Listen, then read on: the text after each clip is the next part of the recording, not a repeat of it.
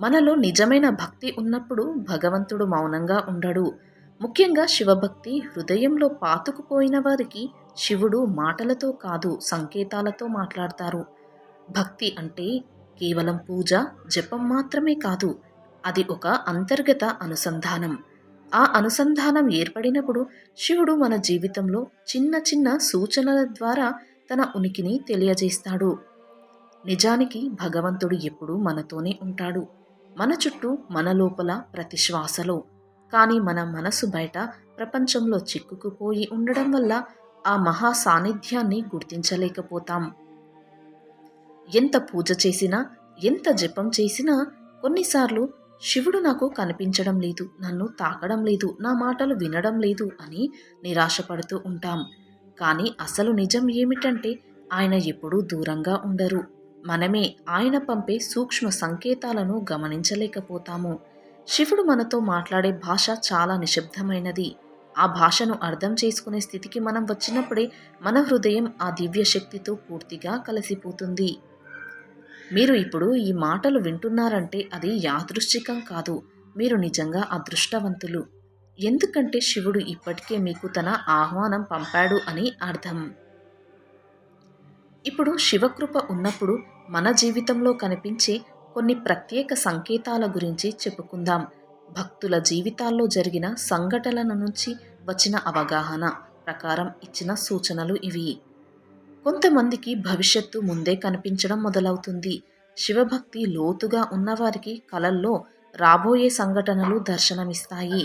ముఖ్యంగా ఉదయం 4 నుంచి 6 గంటల మధ్య బ్రహ్మ ముహూర్తంలో వచ్చే కలలు చాలా స్పష్టంగా ఉంటాయి. తర్వాత అవే నిజం అవుతాయి. ఇది సాధారణ కల కాదు. శివుని శక్తి మీ అవచేతన మనసుతో కలిసి విశ్వ జ్ఞానాన్ని తాకుతున్న సంకేతం. అలా జరిగితే ఒక విషయాన్ని గుర్తుకు పెట్టుకోండి. శివుడు మీ చేయి పట్టుకొని నడిపిస్తున్నాడు అని. ఇంకొక గొప్ప సూచన ఏమిటంటే మీ మాటలు నిజమవడం. ధ్యానంలో ఉన్నప్పుడు లేదా హఠాత్తుగా మనసులో వచ్చిన ఆలోచన మాటగా బయటకు వచ్చి కొంతకాలానికి అదే నిజం అవుతుంది. ఇది వాక్సిద్ధి మొదలవుతుందన్న సూచన.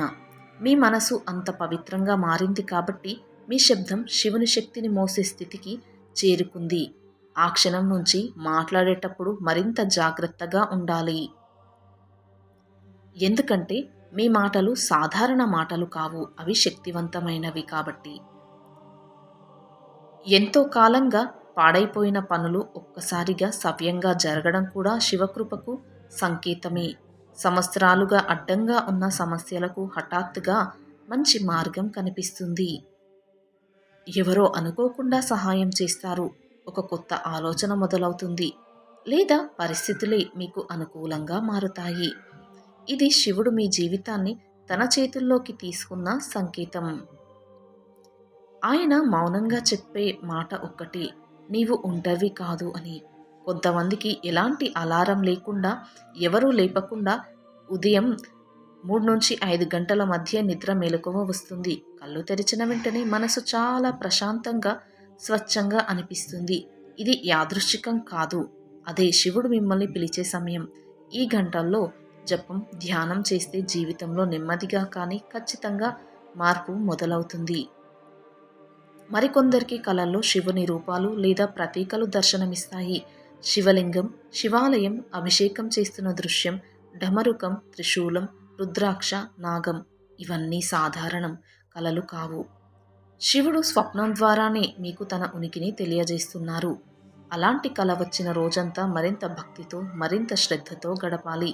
ఈ చెప్పిన సంకేతాల్లో ఒక్కటైనా మీ జీవితంలో కనిపిస్తే ఒక విషయం మాత్రం ఖచ్చితంగా తెలుసుకోండి, మీరు శివుని ప్రత్యేక భక్తులలో ఒకరు అని.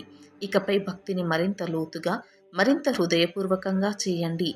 ఎందుకంటే మీరు ఒక్క అడుగు ముందుకు వెళ్తే ఆ పరమశివుడు 10 అడుగులు మీ వైపుకి వస్తాడు.